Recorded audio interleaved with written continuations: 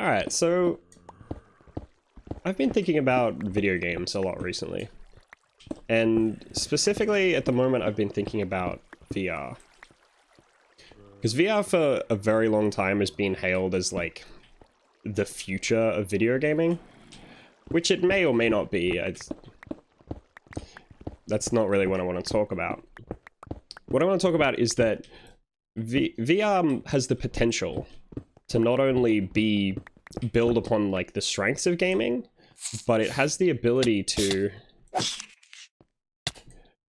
really solve a lot of the major flaws that have been like plaguing video games since the inception of video games.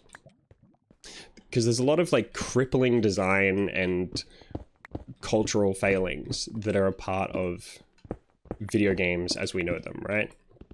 And now what do I mean by crippling failures? Games are the most popular now than they've ever been, right?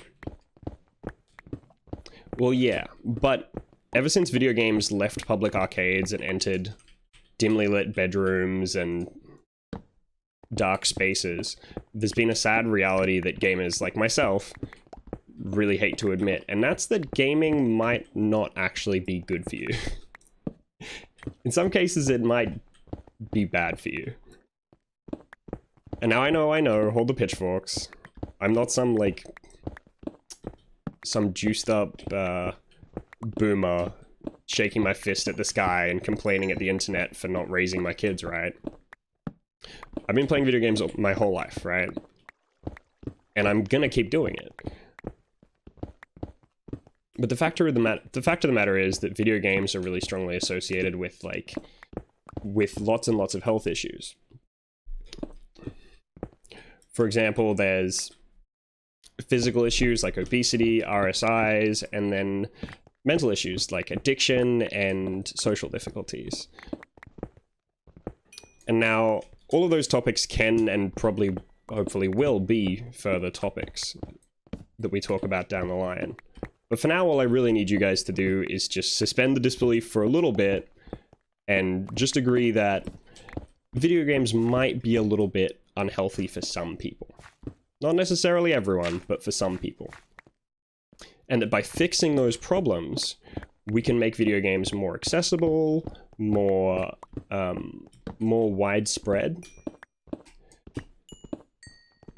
And by doing that, we can shift the public opinion of video games and revolutionize the way that video games are thought about, the way that they're played, and potentially even usher in like a whole new generation of gaming and gamers. Kind of like a renaissance for the industry, right? So, why do I think that VR does this stuff? So I've been studying psychology and counseling for a long time, something like 8 years, and I've been playing video games for a lot longer than that. And I can see things happening in video games, specifically in virtual reality video games, that don't happen in normal video games, or at least not to the same extent. And these things fix a lot of the issues that keep coming up and have always come up when talking about gaming media. And the first couple of ones are like incredibly easy to, they're such gimmies. It's like you guys probably know and understand this stuff intuitively. The first one is physical fitness, right? In a lot of virtual reality games, you're not sitting down, you're standing up and moving around the room. A lot, not all. But in those games, it would stand to reason that you're in a more healthy, active state while playing your video games. And there's a lot of evidence that supports this, right? So studies have been done on this, thankfully. There are a lot of studies done on virtual reality that I didn't expect. There are some and this is why you guys should be thankful that you guys didn't have to do this research. There's a lot of miscommunication between the gaming industry and the academic field. Like, the terminology is completely whack. Like, for example, I found an article that was really well connected with some of the stuff I wanted to talk about. And I was like, oh, this is it. It's the perfect one. It's talking about these people are using virtual reality to help people with physical disabilities improve their fitness. Great, fantastic. I got like most of the way through the article until I got to their methodology, and I realized they weren't talking about virtual reality at all. They were talking about the Wii. They were using the Wii, and they'd called it virtual reality the whole time, because a lot of academics think of it as like a virtual reality, like all video games. Which isn't the case to us, but the terminology is different. Anyway, I digress. So regardless of this, there are still a lot of articles written on actual virtual reality, especially relating to the benefits to like fitness. So the evidence is basically shown pretty conclusively, and I have all the references for all this stuff if anyone wants to contact me, and I can pass them on. But I won't bore you by listing the name of random academics. So basically, fitness has been shown to, video games have shown to improve people who are struggling with developmental intellectual illnesses to improve their fitness.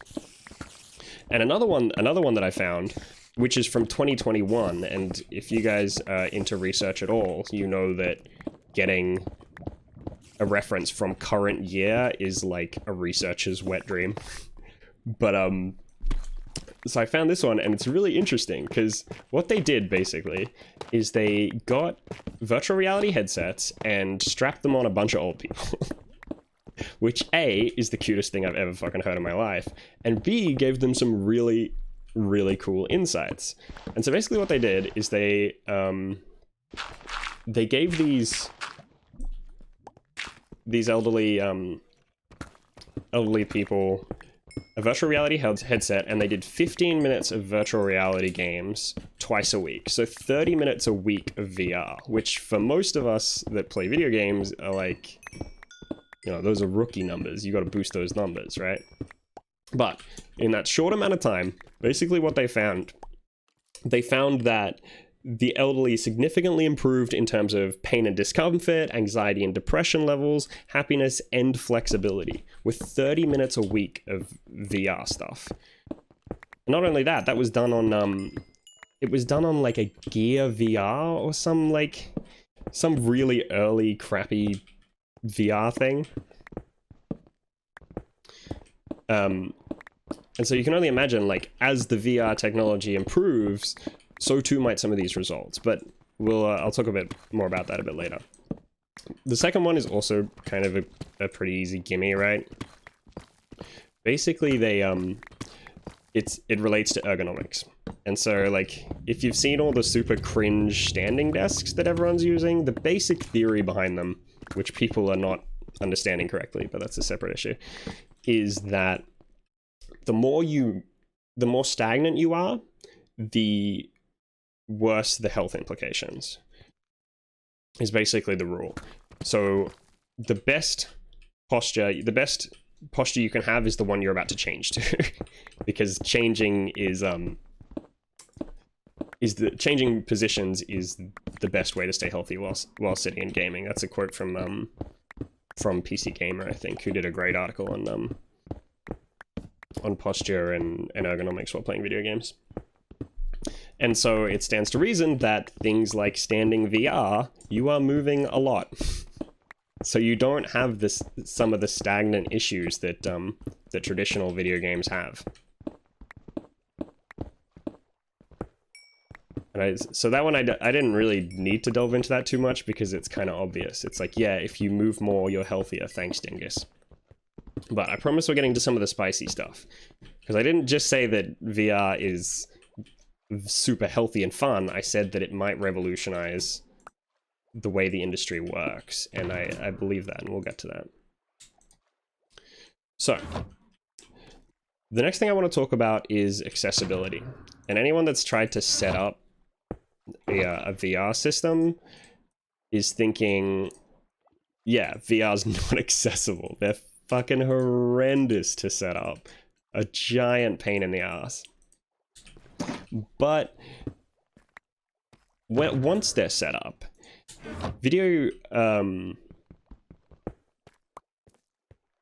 virtual reality games are like unbelievably intuitive. And at the risk of going against what I just said earlier, if you can remember back to when the Wii was released, the game was so intuitive. So intuitive. So basically, my anecdote for this, right, is like, we got a Wii, and the longer we had the Wii in my household, I was like, I don't know, like 10 or 11, the more my parents used it and the less I used it. And my parents are not gamers. I don't know how they made me, because there's not a video game playing bone in their body, but they loved that thing. There was something about the intuitiveness of having emotion and throwing a ball or swinging. It was just so simple and intuitive. They could immediately understand how the game works. Yeah, sure, in some games they'd need to say, what does the A button do? But for the majority of games at the time, there were no buttons that you had to press. It was just linear motion more often than not. And that's how you played the games, right? And so my reasoning with this pertains to the bit I said immediately, where we can usher in a whole new audience of gamers. Because and I've given my virtual reality headsets to people who don't play games, and I should have grabbed my controller out, but like, the way that the modern controllers work is they're touch sensitive, so that if you grab the controller, your character in a game will grab something. You don't have to think about the controls, you just have to do what comes natural to you, and the game translates to the same action in the game.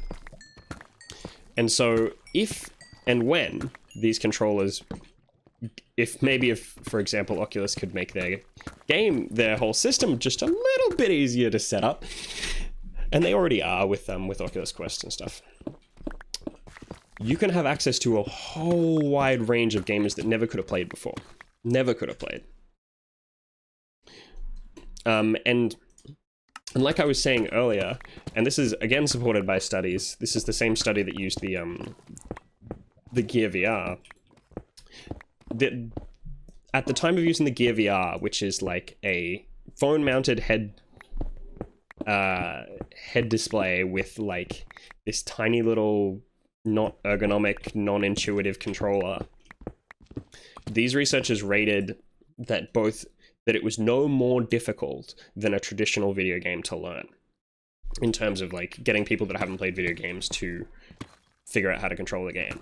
And so it stands to reason that 10 years on from that study, and these new massively intuitive controller setups, that it should be way easier to get people into this new medium. And if you've ever had someone sit down and who's never used WASD on a keyboard or never used a controller, you understand how like foreign it is to them. Getting a gamer to control a game, getting a non-gamer to control a game is incredibly difficult. It's like nigh on impossible if they've never done it before. We just forget as gamers because our level of video game literacy is just incredibly high. But I'm getting off track. Now the last point's the spiciest point, chat. The last point's the spicy point. And that's the interpersonal benefits of virtual reality. And this is kind of the point that got me thinking about the whole thing in the first place, because I was watching on the news or something, and I saw like the third article about VR that I've seen on mainstream TV, and I don't watch that much mainstream TV, about VR using VR during the coronavirus. And at the time of recording, we're near the end of the second year of our malevolent god coronavirus.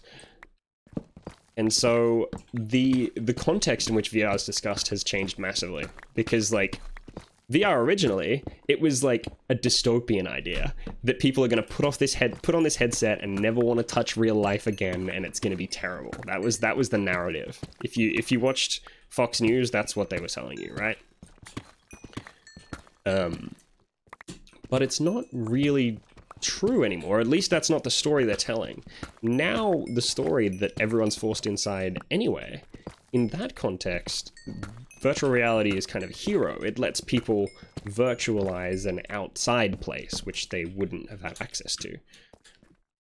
And so that got me thinking about, like, well, if VR was in a positive light, if VR was considered a positive light, what benefits does VR have to offer? What can it do? If it keeps breaking further and further into this mainstream, what can it do for each other? What can it do for video games? And that's where we got to here. And the main one that I don't think people have talked about, and my research has confirmed this because I could find basically nothing on this topic, is that virtual reality, by means of being more similar to a standard reality, is better for the development and the practice of good social etiquette and like social literacy in general. And to a degree, the closest thing that this has been studied to, first of all, I found that studies could verify that virtual reality had an increased sense of presence, meaning that people felt present in the game more than with traditional 2D screens, which isn't particularly surprising. And furthermore, virtual reality, and again, this is kind of this is the academic virtual reality, where they're talking about virtual environments, so they're including flat screen stuff in this. They're talking about in practice, as of right now, virtual reality is used to train people with people all over the autism spectrum on how to use social skills. And now the paint's still kind of wet on whether the virtual system works better, the VR works better than traditional video games. And I don't think we're going to have a conclusive answer to that for a while, especially until VR's matured and the literature is matured and all that boring stuff. And so basically from here on out, I need to be a little bit more anecdotal, which I don't like being, but hey, yeah, when it's all you got, it's all you got. And so one of the things I thought about while I was writing this was I was thinking a lot about Pokemon Go. And I know Pokemon Go is an augmented reality as opposed to a virtual reality, but it's closer to a virtual reality than traditional video games are, right?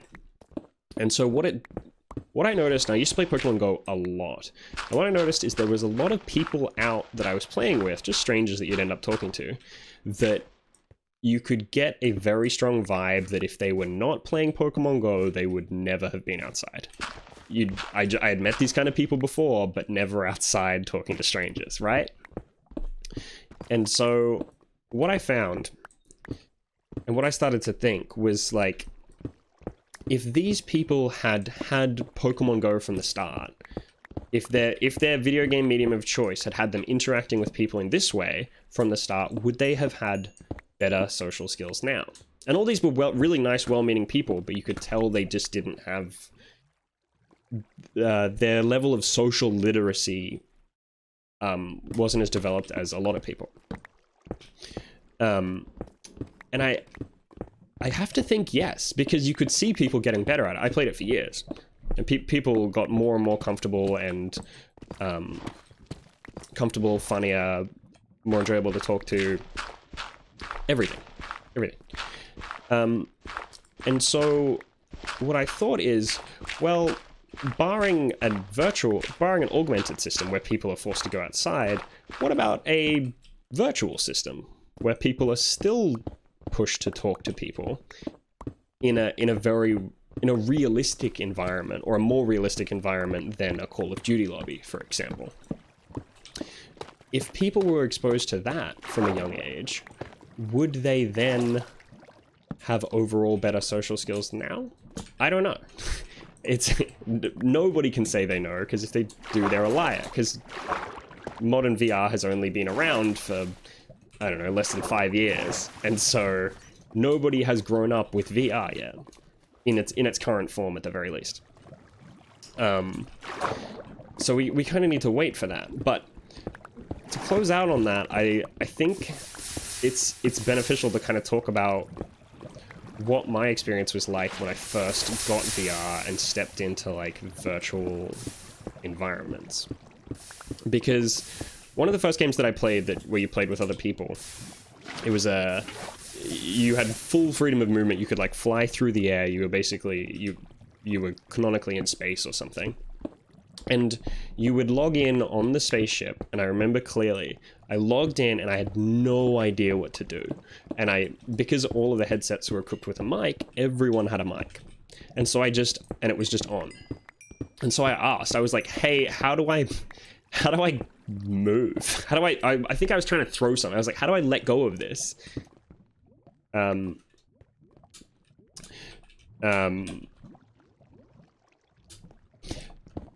So, and what immediately happened, is some stranger flew over to me, just whisked through the air, and like got really uncomfortably close to my face because of momentum and space and stuff, and said, yeah, what platform are you on? And I told him, and he said, I think there should be a button under your finger. I'm not doing a good job of selling the accessibility of VR, but look, bear with me. It was a new game, early days. Immediately helped me learn the game. And I can say from then on out that experience was consistent. It never got more toxic, it never got less helpful. Everyone was there just having a good time and being really helpful to one another. And throughout the whole time I played, let's say I put 60 hours into this game, it'll probably be about that. I never once heard are you a girl, how old are you, any racial slurs, any slurs at all, in 60 hours. And it's like, in my normal online, and this was a PvP game, it was a competitive 3v3 shooting game, so there was pressure, and still nothing. Everyone was just happy to be there and really helpful. And so I think I could offer two explanations for why that happened, right? The first one is pessimistic Matthias, and he says it's because it's a new platform, everyone was just having fun. Everyone was in a good mood because they were happy to play the game, as opposed to like, you know, the same Call of Duty game we played a decade ago, but with a graphics update. But I find it hard to believe that that's the whole truth, because I've played very new, exciting games before. They do come out, despite some stagnation in the industry, they do come out, and they still have toxicity in them. And so I think the other part of the solution, and this is the core of the issue, the core of, I guess, the solution, if I'm right, is that when you play virtual reality, you are closer to being in reality, and so some of the core parts of what it means to be a human are brought out for you. And one of those things, and you can see this, for example, in a child that's never been taught, it can't speak, in a child that has never had any expectations upon helping placed on them, if that child sees an adult drop an item, the child will instinctively try and pick it up and give it back to the person immediately. It's an inbuilt response to immediately, as soon as a child is mentally able to figure out that another human could benefit from their assistance, it immediately moves to do that.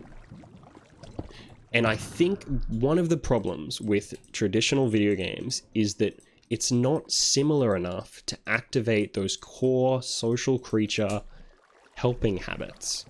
But virtual reality might be.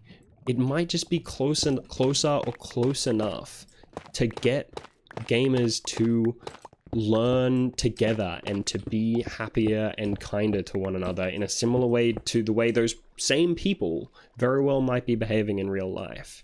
Because you can remove a little bit of that cognitive dissonance that makes the other person on the side of the screen a real person, and it makes yourself a real person who can help and be active through this medium.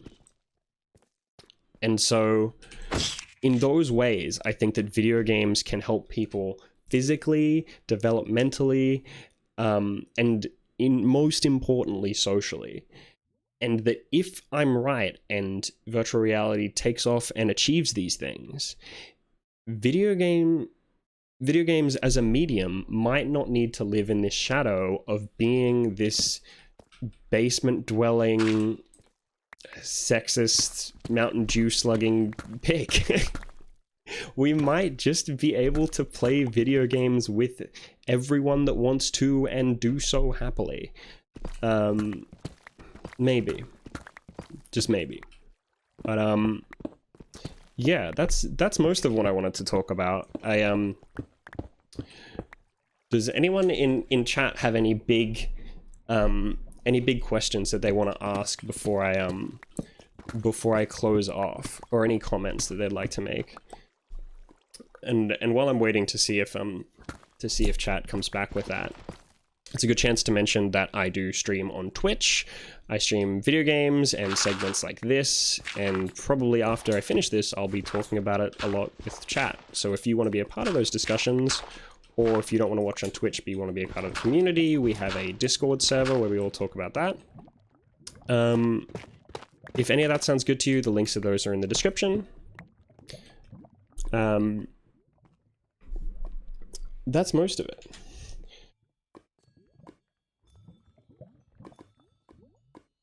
Hazard to say the cost of VR might be related. Yeah, actually, that's a good point. One of the things that I want to mention is that there are a lot of benefits to VR that I don't think I touched on here at all. Like, for example, I know vaguely that virtual reality is being used to help people get over phobias and stuff like that. But I didn't... The real point of this video was less to just, like, champion VR and say that it's the best, and more to say that, like, what can it do? What can video games do for gamers and gaming culture?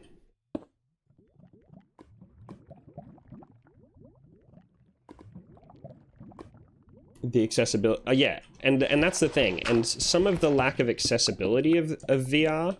So my chat's asking about the about how accessible VR is, and I think at the moment it's quite inaccessible.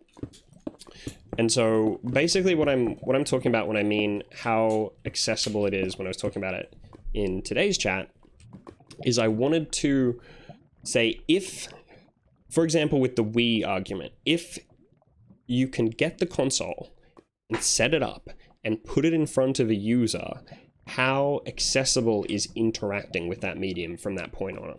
Because I don't think it's very fair to judge VR's accessibility based on cost and setup at the moment, because it's too young. Because it'll become easier and easier to set up, and it'll become cheaper and cheaper as it grows.